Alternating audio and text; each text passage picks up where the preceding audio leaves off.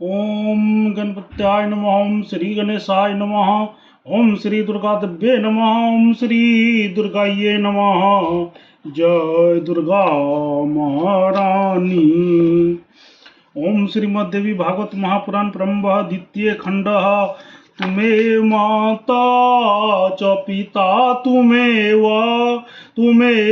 बंधुश्च सखा तुम्हें विद्या द्रविणं तुम्हें सर्वं देव देव। ओम नमः सन्निकाय नमः। ओम श्री दुर्गा देव्ये नमः। ओम श्री दुर्गाये नमः। जय दुर्गा महारानी। चतुर्थोध्याय। देवताओं का भगवान शंकर से विंध्य पर्वत की वृद्धि रोकने की प्रार्थना करना और शिव जी का उन्हें भगवान विष्णु के पास भेजना।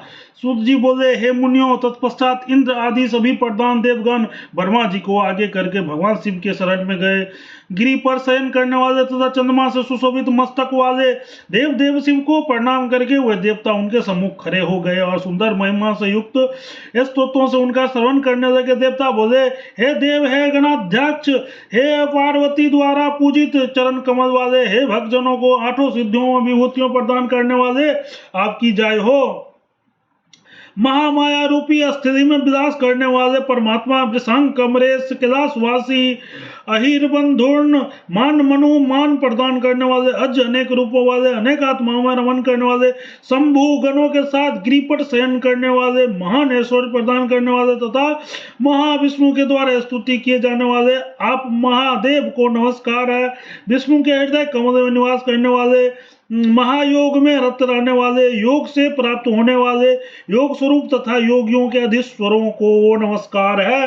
योगी इस योगों का फलदाता, दीनों को दान देने में तत्पर तथा दया सागर की साक्षात मूर्ति, आपको नमस्कार है। अर्थ प्राणियों का कष्ट निवारण करने वाले, उग्र पराक्रम वाले, गुण मूर्ति, वृषध्वज काल स्वरूप तथा कालों के भी काल, आपको नमस्कार है। सूत जी बोले, यज्ञ भोक्ता देवताओं के द्वारा इस प्रकार स्तुति किए गए वृषध्वज देवेश शिव उन श्रेष्ठ देवताओं से हंसते हुए गंभीर वाणी में कहने लगे। श्री भगवान बोले, हे स्वर्ग में निवास करने वाले, हे उत्तम पुरुषों में आप लोगों की स्तुति से प्रसन्न हूँ। हे श्रेष्ठ देवताओं, मैं आपका सभी मनोरथ पूर्ण करूंगा। देवता बोले, हे सर्वदेवेश, हे गिरीश, हे शशि शेखर, हे महाबल, आप दुखी प्राणियों का कल्याण करने वाले हैं, अतएव हमारा भी कल्याण कीजिए। हे पुण्यात्मन, बिंद नाम के एक पर्वत है जिसने सुमेरु गिरी से देश करके आकाश में अत्यधिक ऊपर उठकर सूर्य का मार्ग रोक दिया है और वो सबके लिए दुखदायी बन गया है। हे ईशान, उसकी बुद्धि रोक दीजिए और सबके लिए कल्याणकारी बन जाइए। सूर्य की गति अवरुद्ध हो जाने से लोक काल ज्ञान कैसे होगा? लोक में स्वाहा तथा स्वधा के विलुप्त हो जाने पर हमें कौन शरण देगा? भय से प्रीत हम देवताओं के लिए एकमात्र शरणदाता तो केवल आप ही परिलक्षित हो रहे हैं। हे पार्वती पते, हे देव, आप हम पर प्रसन्न होइए और हमारे कष्ट का निवारण कीजिए। श्री शिव बोले, हे देवताओं, उन विंध्यगिरि की वृद्धि को रोकने की शक्ति इस समय मुझमें नहीं है। अब हम लोग भगवान लक्ष्मीकांत से यह समाचार कहेंगे, हे वे कारण रूपधारी, समस्त कारणों के कारण आत्मरूप गोविंद भगवान श्री कृष्ण हम लोगों के पूज्य स्वामी आते, उन्हीं के पास जाकर हम लोग कहेंगे कि वो हमारा दुख दूर करने वाले होंगे।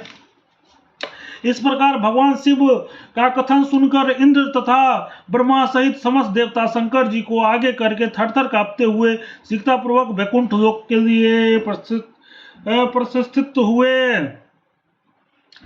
इति श्रीमद्देवी भागवत महापुराण संहितायां दशम स्कंदे रुद्र प्रार्थना नामक चतुर्थोध्याय। ओम तत्सत। प्रेम से बोलो जगत जननी जगदम्बा माता की जय। जय दुर्गा महारानी। दुर्गे दुर्गत के नाशनी, दुर्गे दुर्गत के नाशनी, अयोध्या मथुरा माया कांसी कांतावंतिका। जय दुर्गा महारानी। हर हर महादेव।